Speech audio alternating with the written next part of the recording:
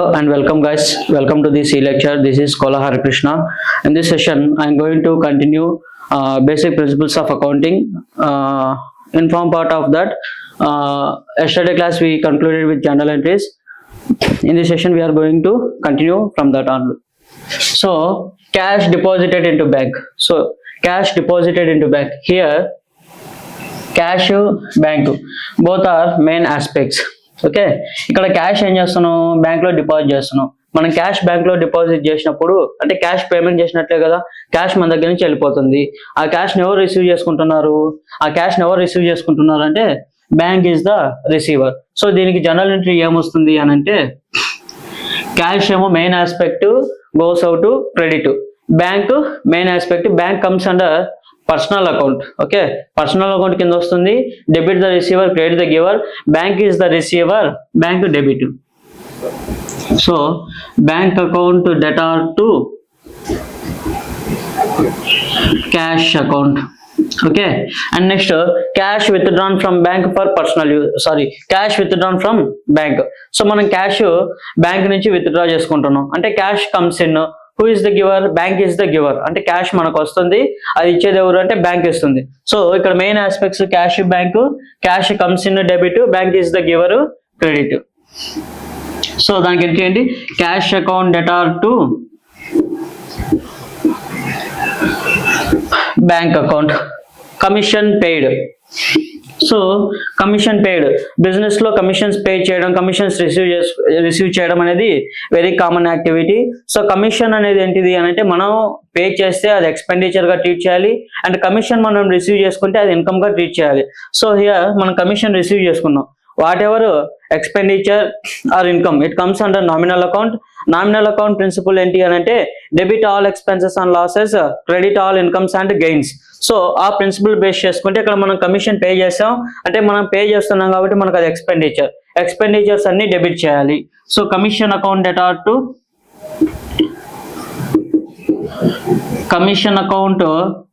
To మనం pay చేసాం కాబట్టి క్యాష్ పే చేసాం అనుకోండి, సో క్యాష్ అకౌంట్ అని రాస్తాం. Okay, and next fourth one, commission received. So మనం ఇక్కడ కమిషన్ రిసీవ్ చేసుకున్నాం అంటే అది ఇన్కమ్, నామినల్ అకౌంట్ కింద వస్తుంది. So nominal account principle, debit all expenses and losses, credit all incomes and gains. కాబట్టి ఇక్కడ కమిషన్ క్రెడిట్ అవుతుంది, మనకు క్యాష్ వస్తుంది కాబట్టి క్యాష్ డెబిట్ అవుతుంది. Cash account debtor to commission account. So ఇక్కడ కమిషన్ డెబిట్ లో ఉంది అని అంటే అది మనకు వచ్చిందని అర్థం. అంటే ఏంటి, కమిషన్ డెబిట్ లో ఉంది అంటే అది ఎక్స్పెండిచర్ అని అర్థం. కమిషన్ క్రెడిట్ లో ఉంది అని అంటే అది ఇన్కమ్ కింద కన్సిడర్ చేయాలి. So and next fifth one, interest on investments.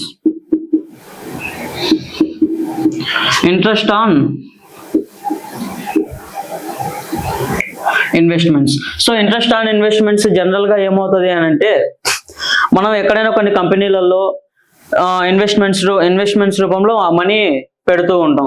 మనం పెట్టినటువంటి ఇన్వెస్ట్మెంట్స్ మీద మనకు వచ్చే రిటర్న్స్ ఏంటి అని అంటే ఇంట్రెస్ట్ వస్తుంది. ఆ ఇంట్రెస్ట్ మనకి ఎలా వస్తుంది, డైరెక్ట్ బ్యాంక్ లో పడిపోతుంది, అంటే బ్యాంక్ కి క్రెడిట్ అవుతుంది.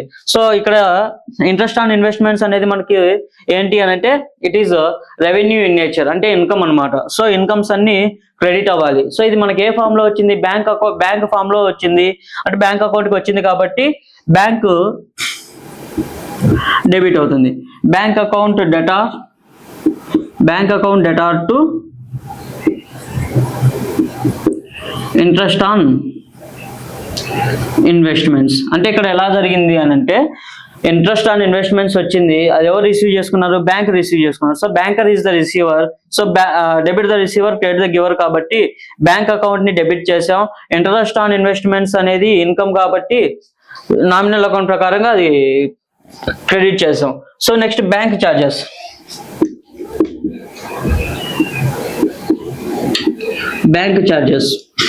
సో ఎవ్రీ బ్యాంక్ మన అకౌంట్ మెయింటైన్ చేసినందుకు గాను వాళ్ళు కొంత చార్జెస్ ఎవ్రీ ఇయర్ కట్ చేస్తూ ఉంటారు. అంటే ఫర్ సపోజ్ సేవింగ్స్ అకౌంట్ అయితే యాన్యువల్లీ ఉంటుంది, కరెంట్ అకౌంట్ అయితే మంత్లీ చార్జెస్ ఉంటాయి. సో ఆ బేసిస్ లో వాళ్ళు బ్యాంక్ చార్జెస్ కట్ చేస్తూ ఉంటారు. అంటే బ్యాంక్ చార్జెస్ ఎవరు కట్ చేస్తారు? బ్యాంక్ కట్ చేస్తుంది. అంటే మన బ్యాలెన్స్ ఏమవుతుంది? తగ్గిపోతుంది. అంటే ఇదేంటి? బ్యాంక్ చార్జెస్ అనేది మనకి ఏమవుతుందంటే ఎక్స్పెండిచర్ అవుతుంది. సో ఎక్స్పెండిచర్స్ అన్ని డెబిట్ కదా. Bank charges account debtor, bank charges account debtor to bank account. Okay, so bank charges account debtor to bank account అని రాస్తున్నాం. ఇక్కడ బ్యాంక్ అకౌంట్ ఎందుకు వచ్చిందని అంటే మనం ఈ బ్యాంక్ డైరెక్ట్ మన బ్యాంక్ నుంచి కట్ చేస్తుంది. ఓకే, మన బ్యాంక్ నుంచి కట్ చేస్తుంది. ఒకవేళ క్యాష్ పేమెంట్ చేసింటే క్యాష్ అని రాసేటోళ్ళం, కానీ ఇక్కడ త్రూ బ్యాంక్ మనం పే చేసాం కాబట్టి బ్యాంక్ బ్యాలెన్స్ వెళ్ళిపోతుంది కాబట్టి ఇక్కడ బ్యాంక్ అని కన్సిడర్ చేసాం. అంటే ఇక్కడ క్యాష్ ప్లేస్ లో బ్యాంక్ రాసాం, త్రూ బ్యాంక్ పేమెంట్ చేసాం కాబట్టి బ్యాంక్ అని రాసాం. Okay, and next 7th one, started business with cash, building and goods.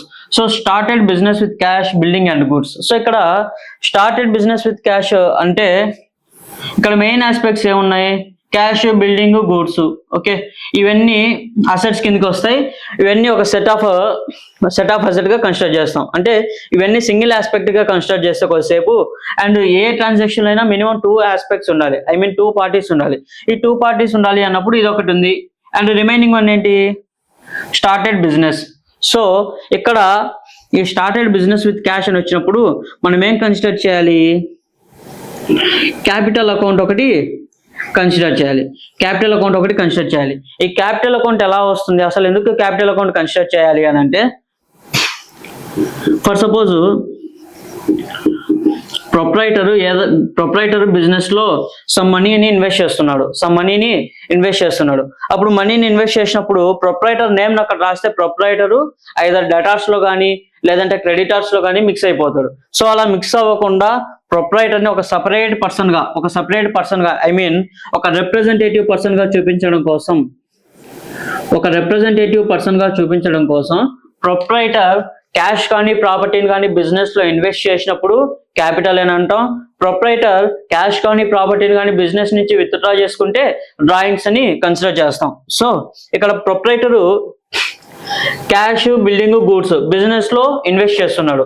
So business లో ఇన్వెస్ట్ చేస్తున్నాడు అంటే all these assets coming to the business. So ఇవన్నీ బిజినెస్ లోకి వస్తున్నాయంటే కమ్స్ ఇన్ అనే కదా. సో ఇవన్నీ అసెట్స్ రియల్ అకౌంట్ కిందకి వస్తుంది, ఇవన్నీ బిజినెస్ లోకి వస్తున్నాయి, కమ్స్ ఇన్ డెబిట్. సో ఇవన్నీ డెబిట్ అవుతాయి. Cash account debtor, building account debtor. So ఇక్కడ గూడ్స్ అన్నాం. గూడ్స్ అంటే జనరల్ గా నిన్నటి సెషన్ లో మనం ఏం చెప్పుకున్నామంటే పర్చేజ్ రిటర్న్స్, సేల్స్ రిటర్న్స్ గా వస్తాయని చెప్పుకున్నాం. సో ఇక్కడ వెరీ ఫస్ట్ ప్రిన్సిపల్ ఏంటంటే ఇప్పుడే బిజినెస్ స్టార్ట్ చేసాం. యాజ్ పర్ ట్రాన్సాక్షన్ మనం బిజినెస్ స్టార్ట్ చేసింది ఇప్పుడే, మనం ఏం కొన్నట్టుగా ఏం చెప్పాలా. సో దీన్ని ఎలా కన్సిడర్ చేయాలి, at the time of starting business proprietor దీన్ని తీసుకొచ్చాడు. దీన్ని ఎలా కన్సిడర్ చేయాలి అంటే ఓపెనింగ్ స్టాక్ గా కన్సిడర్ చేద్దాం. Okay, opening stock. So opening stock గా కన్సిడర్ చేస్తున్నా, గూడ్స్ ని ఓపెనింగ్ స్టాక్ అని రాసుకుంటున్నా. సో ఇవన్నీ మనకు తెచ్చింది ఎవరు, ప్రొప్రైటర్ తెచ్చారు. ఇక్కడ ప్రొప్రైటర్ మనకి ఇచ్చాడు. So proprietor is the giver credit అవ్వాలి. సో ఇక్కడ మనం 2 ప్రొప్రైటర్ అని రాసామంటే ఆ ప్రొప్రైటర్ క్రెడిటార్స్ లో కలిసిపోతాడు. అలా క్రెడిటార్స్ లో మిక్స్ అవ్వకుండా ఉండడం కోసం మనం ఇతన్ని ఏం చేస్తున్నాం, ఒక సపరేట్ పర్సన్ గా చూపిస్తున్నాం, అంటే ఒక రిప్రజెంటేటివ్ పర్సన్ గా చూపిస్తున్నాం. ఆ రిప్రజెంటేటివ్ పర్సన్ కి మనం యూజ్ చేసిన టర్మ్ ఏంటి అని అంటే capital. Okay, to capital account. Okay, ఇది started business with cash, buildings, goods అని వచ్చినప్పుడు ఏదైనా సరే ఆ బిజినెస్ లోకి వచ్చిన అసెట్స్ అన్నిటిని డెబిట్ లో చేసుకుంటాం. ఎందుకంటే డెబిట్ వాట్ కమ్స్ ఇన్ కాబట్టి అవన్నీ డెబిట్ అవుతాయి. అండ్ మనకు అవన్నీ ఇచ్చేది ఎవరు, హూ ఇస్ ద గివర్ అని అంటే ప్రొప్రైటర్. ఓకే, ప్రొప్రైటర్ ని మనం అలా డైరెక్ట్ గా ప్రొప్రైటర్ నేమ్ రాస్తే అతను ఒక క్రెడిటార్స్ మిక్స్ అయిపోతాడు, క్రెడిటార్స్ లో కలిసిపోతాడు. సో అట్లా కలిసిపోకుండా ఇతన్ని సపరేట్ గా చూపించడం కోసం మనం క్యాపిటల్ అనే ఒక పదాన్ని యూజ్ చేస్తున్నాం. ఆ ప్రొప్రైటర్ కి సపరేట్ క్యాపిటల్ అకౌంట్ మెయింటైన్ చేస్తాం అనమాట, అదొకటి. And next cash withdrawn for personal use. So cash personal use కోసం విత్డ్రా చేస్తున్నాం. ఓకే, క్యాష్ పర్సనల్ యూస్ కోసం విత్డ్రా చేస్తున్నాం. ఇప్పుడు ఏంటంటే ఎవరు విత్డ్రా చేస్తున్నాడు పర్సనల్ యూస్ కి, ఎవరికి ఆ రైట్ ఉంటుంది అంటే ప్రొప్రైటర్ కి రైట్ ఉంటుంది. పర్సనల్ యూస్ కోసం విత్డ్రా చేసుకునే రైట్స్ ప్రొప్రైటర్ కి ఉంటాయి. సో ఇప్పుడు ప్రొప్రైటర్ బిజినెస్ లోకి క్యాష్ కానీ ప్రాపర్టీని కానీ తీసుకొచ్చినప్పుడు క్యాపిటల్ గా కన్సిడర్ చేస్తున్నాం. అదే విధంగా ప్రొప్రైటర్ క్యాష్ కానీ ప్రాపర్టీ కానీ బిజినెస్ నుంచి పర్సనల్ యూజ్ కోసం విత్డ్రా చేసుకుంటే అప్పుడు ప్రొప్రైటర్ ని డ్రాయింగ్స్ గా కన్సిడర్ చేయాలి. ఓకే, అంటే ప్రొప్రైటర్ బిజినెస్ లోకి క్యాష్ కానీ ప్రాపర్టీ కానీ తీసుకొని వస్తే క్యాపిటల్ అంటాం, క్యాష్ కానీ ప్రాపర్టీ కానీ బిజినెస్ నుంచి పర్సనల్ యూజ్ కోసం విత్డ్రా చేసుకుంటే డ్రాయింగ్స్ అంటాం. సో ఇక్కడ ఏంటి, cash withdrawn from bank for personal use, cash ఏమవుతుంది ఇక్కడ విత్డ్రా చేసుకుంటే బిజినెస్ నుంచి క్యాష్ వెళ్ళిపోతుంది. సో బిజినెస్ నుంచి క్యాష్ వెళ్ళిపోతుంది కాబట్టి credit what goes out, cash goes out, credit అవుతుంది. మరి ఇక్కడ డెబిట్ అవ్వాల్సింది ఏంటి అని అంటే receiver. Who is the receiver? Proprietor is the receiver. So proprietor receive చేసుకుంటున్నాడు కాబట్టి ప్రొప్రైటర్ క్యాష్ కానీ ప్రాపర్టీ కానీ విత్డ్రా చేసుకుంటే ఎలా కన్సిడర్ చేయాలి? డ్రాయింగ్స్ గా కన్సిడర్ చేయాలి. So drawings account debtor, proprietor is the receiver, debit కాబట్టి ప్రొప్రైటర్ ని డ్రాయింగ్స్ గా కన్సిడర్ చేస్తున్నాం. Drawings account debtor to cash account, అదొకటి. And next goods withdrawn for personal use. So goods ని పర్సనల్ యూస్ కోసం withdraw చేసుకుంటున్నాడు proprietor. Okay, cash or property అన్నాం. So proprietor cash అయినా విత్డ్రా చేసుకోవచ్చు, ప్రాపర్టీ అయినా విత్డ్రా చేసుకోవచ్చు. So goods also comes under property. So ప్రాపర్టీని విత్డ్రా చేసుకున్నట్టుగా కన్సిడర్ చేస్తే ఇక్కడ మనం ఏ ఎంట్రీ రాయాల్సి వస్తుంది? Same, proprietor is the receiver. So proprietor account debtor, drawings account debtor to ఇక్కడ గూడ్స్ ఉన్నాయి, ఆ గూడ్స్ మనం ఆల్రెడీ పర్చేజ్ చేసినట్టు కాబట్టి సో టు పర్చేజెస్ అకౌంట్ అని రాసుకుంటాం. టు పర్చేజెస్ అకౌంట్, ఇది జనరల్ ఎంట్రీ. అంటే డ్రాయింగ్స్ క్యాష్ విత్డ్రా చేసుకుంటే ఏమో drawings account debtor to cash account అని రాస్తాం. ఒకవేళ గూడ్స్ విత్డ్రా చేసుకుంటేనేమో drawings account debtor to purchases account అని రాస్తాం. ఓకే, ఇవి మెయిన్ జనరల్ ఎంట్రీస్. సో ఇంకా కొన్ని జనరల్ ఎంట్రీస్ మనం డిస్కస్ చేసుకుంటే అవుట్ స్టాండింగ్ ఎంట్రీస్ ఉంటాయి. ఈ అవుట్ స్టాండింగ్ ఎంట్రీస్ దగ్గర కొంచెం కన్ఫ్యూజ్ అవుతూ ఉంటారు. Like out standing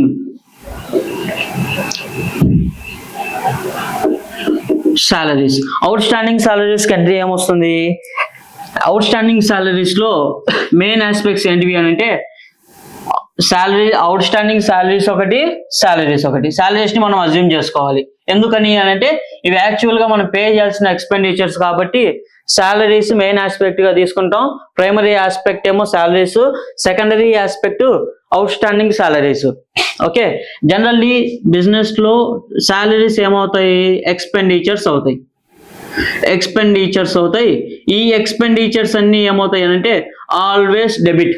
expenditures, any kind of expenditures always debit చేయాలి.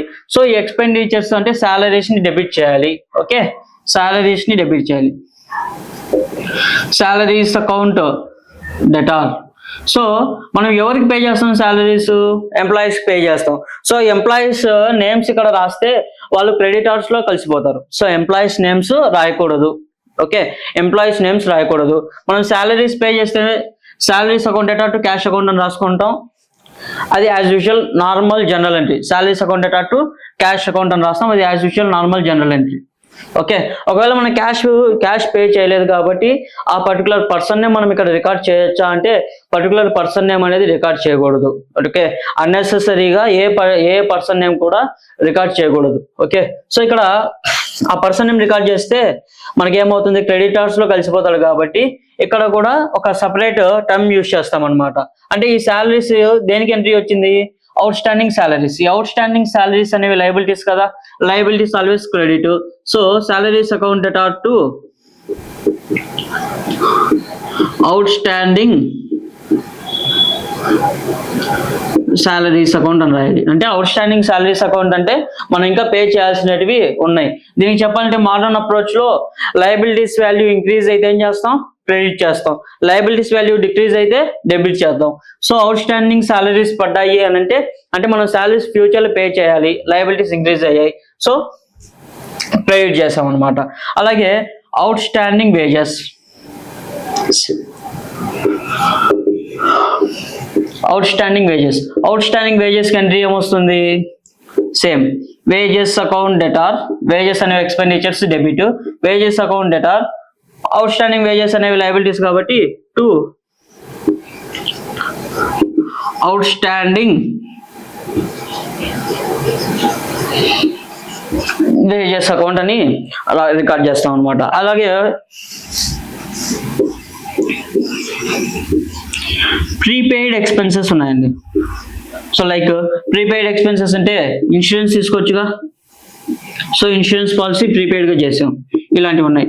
సో ప్రీపెయిడ్ ఎక్స్పెన్సెస్ ఉన్నాయి. ఈ ప్రీపెయిడ్ ఎక్స్పెన్సెస్ కి మనం ఎంట్రీస్ ఎలా రికార్డ్ చేయాలి అని అంటే, ప్రీపెయిడ్ ఎక్స్పెన్సెస్ కి ఎలా రికార్డ్ చేయాలి అని అంటే, జనరల్ గా ఇవి ఎక్స్పెండిచర్స్ ఎప్పుడు డెబిట్ అవుతాయి. సో ప్రీపెయిడ్ ఎక్స్పెండిచర్స్ అంటే ఏంటివి? అవి ప్రీపెయిడ్ ఎక్స్పెండిచర్స్ అనేవి మనకి అసెట్స్ అనమాట. సో ఇలాంటప్పుడు మనం ఎంట్రీ ఏం రాస్తాం? ఫర్ సపోజ్ ఎక్స్పెన్సెస్ కదా, ప్రీపెయిడ్ ఎక్స్పెన్సెస్ అనేవి మనకు అసెట్స్ అనమాట. సో ప్రీపెయిడ్ ఎక్స్పెన్సెస్ అనేవి మనకు అసెట్స్.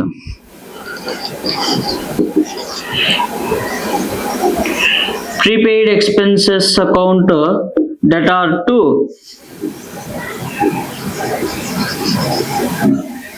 ఎక్స్పెన్సెస్ అకౌంట్ అనమాట.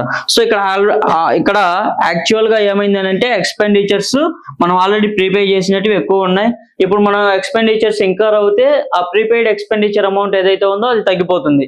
సో అలాగా ప్రీపెయిడ్ ఎక్స్పెన్సెస్ ఏమో అసెట్స్ డెబిట్ అవుతాయి.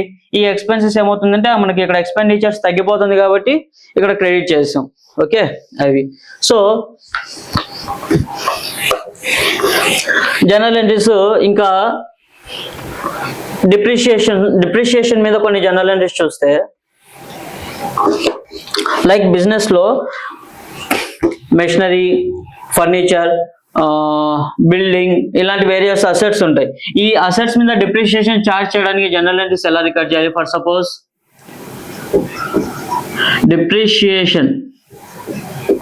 డిప్రిషియేషన్ ఆన్ మెషినరీ మీద డిప్రిషియేషన్ తీసుకుంటున్నాం. మెషినరీ అనేది ఏంటిది? అసెట్. జనరల్ రూల్ ఏంటి అంటే, అసెట్ వాల్యూ ఏదైనా ఒక అసెట్ వచ్చిందంటే ఆ అసెట్ ఎప్పుడు డెబిట్ అవ్వాలి. ఫర్ సపోజ్ ఇక్కడ ఏమైంది? డిప్రిషియేషన్ అన్నాం. డిప్రిషియేషన్ అనేది ఏంటిది? నార్మల్ గా అసెట్ అకౌంట్ ఎప్పుడు డెబిట్ బ్యాలెన్స్ చూపిస్తుంది. ఇక్కడ ఏమవుతుందంటే అసెట్ వాల్యూ ఇంక్రీజ్ అయితే డెబిట్, అసెట్ వాల్యూ డిక్రీజ్ అయితే క్రెడిట్. ఓకే, సో ఇక్కడ డిప్రిషియేషన్ అనేది ఏంటిది అంటే ఎక్స్పెండిచర్. డిప్రిషియేషన్ అనేది ఎక్స్పెండిచర్ అనేది ఏ అకౌంట్ కిందకి వస్తుంది? నామినల్ అకౌంట్ కిందకి వస్తుంది. Debit all expenses and losses. So debit all expenses and losses కాబట్టి depreciation account debtor to machinery account. So machinery value తగ్గింది కాబట్టి టు మెషినరీ అకౌంట్ అని రాస్తాం. నాట్ ఓన్లీ మెషినరీ, ఏ అసెట్ అయినా కూడా ఇంతే రాయాలి. For suppose furniture to furniture account, depreciation account debtor to furniture account, building depreciation account debtor to building account. Okay, ఇలా రాస్తాం అనమాట. ఓకే, ఇవి ఇవి డిప్రిషియేషన్ మీద general entries. And next thing, business లో ఉన్నటువంటి మెయిన్ ఎలిమెంట్స్ అండ్ ఆ elements లో ఉన్నటువంటి వేరియేషన్స్ ఏంటి అది చూద్దాం.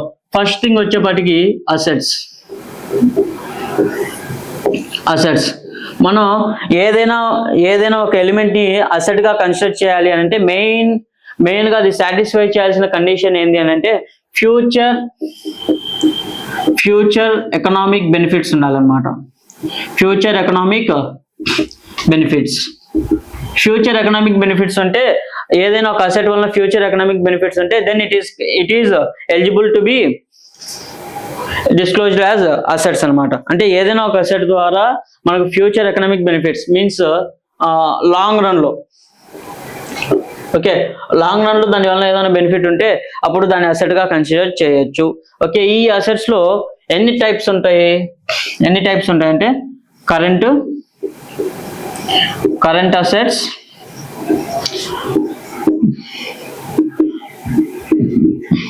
Non current assets. ఇవేంటంటే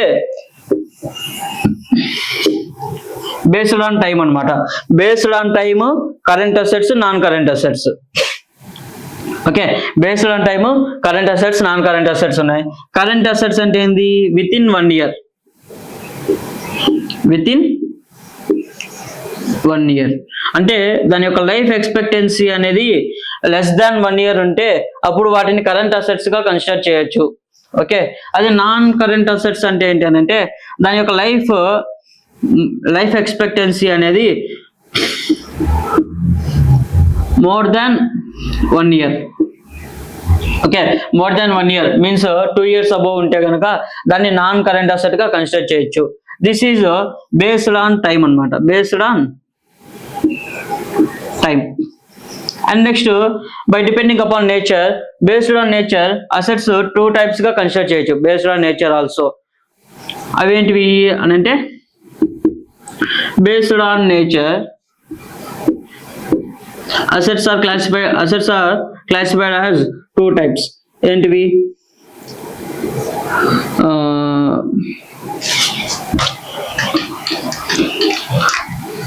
tangible assets, intangible assets. Tangible assets అంటే ఏంటివి అంటే physical objects. Okay, any asset in the physical form is known as tangible assets.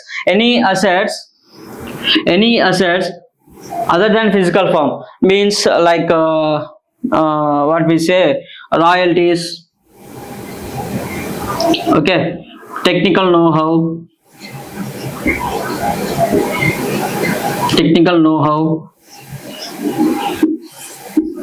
Okay, ఇలాంటివి అనమాట. Royalties, technical know how, copyrights, patents, trademarks. Okay, all these comes under intangible assets. Tangible assets అంటే land, buildings,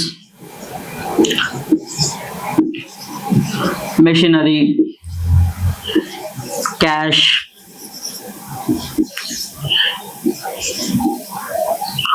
furniture,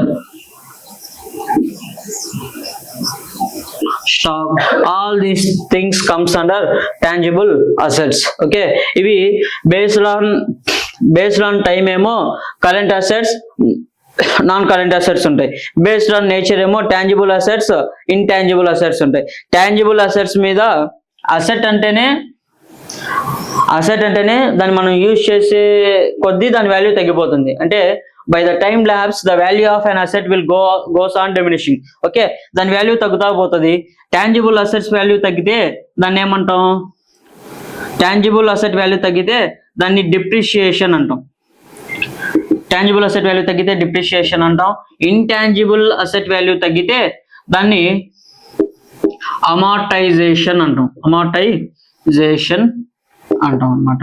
okay, ఇది assets లో types. Okay, and లయబిలిటీస్కి వస్తే liabilities కూడా అంతే. So liabilities లో కూడా 2 types ఉంటాయి అన్నమాట. అవేంటివి అని అంటే current liabilities, non current liabilities. Current liabilities ఏమో లెస్ దాన్ 1 year. లయబిలిటీస్ లో కరెంట్ లయబిలిటీస్ అంటే లెస్ దాన్ 1 year ఉంటుంది. Okay, less than 1 year. Non current liabilities అంటే more than 1 year. So less than 1 year అంటే వాటిని ఏమంటాం?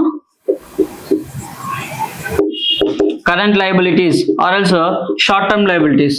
మోర్ దాన్ 1 year అంటే non current liabilities or other, or non current liabilities or else long term liabilities అనొచ్చు అనమాట. So ఈ liabilities అన్ని మనం ఎక్కడ రికార్డ్ అవుతాయి? బ్యాలెన్స్ షీట్ లో లయబిలిటీ సైడ్ రికార్డ్ చేద్దాం. సో కరెంట్ లయబిలిటీస్ కి ఏమేమి వస్తాయి అని అంటే bills payables, creditors, outstanding expenses,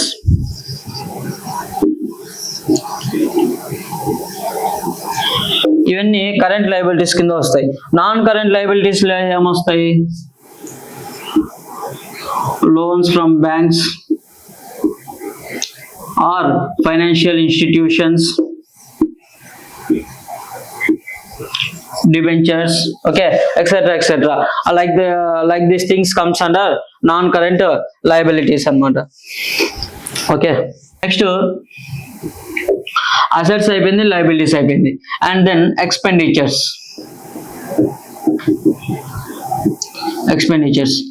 By nature of expenditures are classified into two types, like revenue expenditure, capital expenditure. Any expenditure spent in order to run the business efficiently. So business operations stop అవ్వకుండా run చేయడం కోసం మనం పెట్టే day to day expenditures ఏవైనా సరే అవి revenue expenditures కింద consider చేయాలి. Like day to day expenditures. Okay, ఇవేంటివి? Wages, salaries, okay, electricity bills, stationery, any expenditures, regular expenditures, okay na, regular expenditures or else recurring expenditures అన్నిటి కూడా మనం ఎలా కన్సిడర్ చేయొచ్చు? రెవెన్యూ ఎక్స్పెండిచర్ గా కన్సిడర్ చేయొచ్చు. దెన్ క్యాపిటల్ ఎక్స్పెండిచర్స్ అంటే ఏంటివి అని అంటే, ఈ క్యాపిటల్ ఎక్స్పెండిచర్స్ వలన మన బిజినెస్ ఎక్స్పాండ్ అయితే, ఓకే, ఏదైనా ఒక ఎక్స్పెండిచర్ వల్ల మన బిజినెస్ ఎక్స్పాండ్ అయితే దాన్ని మనం ఎలా కన్సిడర్ చేయొచ్చు? క్యాపిటల్ ఎక్స్పెండిచర్ కింద కన్సిడర్ చేయొచ్చు. అంటే బిజినెస్ ఎక్స్పాండ్ అవ్వడం అంటే ఏంది? రెవెన్యూ ఎక్స్పాండ్ అవ్వాలి. Okay, for suppose there is a cinema theatre, okay, cinema theatre with 400 seating capacity. So 400 seating కెపాసిటీతో ఒక సినిమా థియేటర్ ఉంది. లాస్ట్ లో ఒక 100 సీట్స్ ఎక్స్టెండ్ చేయడానికి స్పేస్ ఉంది అక్కడ. సో ఈ 100 సీట్స్ ఎక్స్పెండ్ చేయడం వలన every time for every show the cinema theatre is able to cell 100 more tickets. Okay, ఆ సినిమా థియేటర్ లో ఒక 100 సీట్స్ ని ఎక్స్టెండ్ చేయడం వలన ప్రతి షోలో ఆ థియేటరు 100 సీట్స్ ఎక్స్ట్రా సేల్ చేయగలుగుతుంది. ఈ 100 టికెట్స్ ఎక్స్ట్రా సేల్ చేయడం వల్ల వచ్చిన అమౌంట్ మొత్తం రెవెన్యూ కదా. ఇది రికరింగ్ ఎక్స్పెండిచర్. ఓకేనా, ఒకసారి వన్ టైం ఎక్స్పెండిచర్, మనం ఒకసారి ఎక్స్పెండిచర్ పెడితే దానివల్ల రెవెన్యూ వస్తూనే ఉంటుంది. ఓకే, అలాంటి ఎక్స్పెండిచర్స్ ని మనం క్యాపిటల్ ఎక్స్పెండిచర్స్ గా కన్సిడర్ చేయొచ్చు. అంటే ఫర్ సపోజ్ రెనోవేషన్ కానీ, ఓకే, బిజినెస్ ఎక్స్టెన్షన్ పర్పసెస్ కి,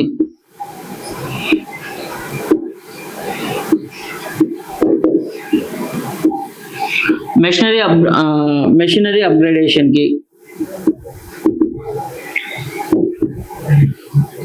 ఓకే, మార్కెట్ లోకి న్యూ మెషినరీస్ వస్తూ ఉంటాయి, న్యూ ఎక్విప్మెంట్స్ వస్తూ ఉంటాయి. మనం ఓల్డ్ ఎక్విప్మెంట్ నుంచి న్యూ ఎక్విప్మెంట్ కి అప్గ్రేడ్ అవ్వాలి. ఆ అప్గ్రేడ్ అయ్యే టైంలో కొంత అమౌంట్ పెట్టాల్సి వస్తుంది. ఆ అమౌంట్ ఇవన్నిటిని కూడా మనం క్యాపిటల్ ఎక్స్పెండిచర్ గా కన్సిడర్ చేయాలి. క్యాపిటల్ ఎక్స్పెండిచర్ గా కన్సిడర్ చేయాలంటే బేసిక్ రూల్ ఏంటి అని అంటే, మన రెవెన్యూ ఇంక్రీజ్ అవ్వాలి. ఓకేనా, ఆ ఎక్స్పెండిచర్ వలన రెవెన్యూ ఇంక్రీజ్ అవుతే దాన్ని క్యాపిటల్ ఎక్స్పెండిచర్ గా కన్సిడర్ చేయొచ్చు. ఓకే, అది ఎక్స్పెండిచర్స్ అన్నమాట. And next incomes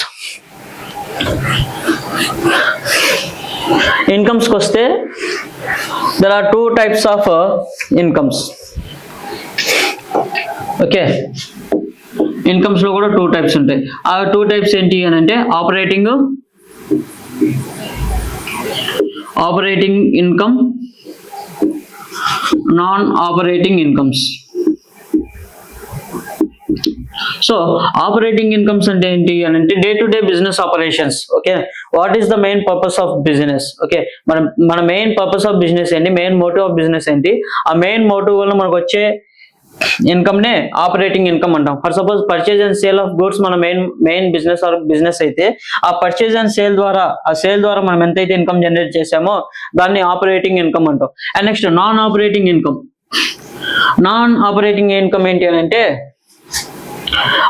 frequency of transactions is very less అన్నమాట. So frequency of transactions is very less అంటే ఎప్పుడో ఒకసారి జరుగుతూ ఉంటాయి.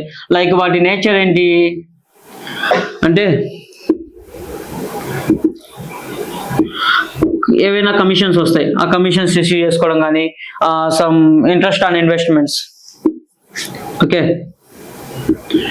ఇంట్రెస్ట్ ఆన్ ఇన్వెస్ట్మెంట్స్ కానీ, profit on sale of profit on sale of assets కానీ, okay, like any other things, tax benefits, ఇవన్నీ కూడా నాన్ ఆపరేటింగ్ ప్రాఫిట్స్ కింద వస్తాయి. రైట్.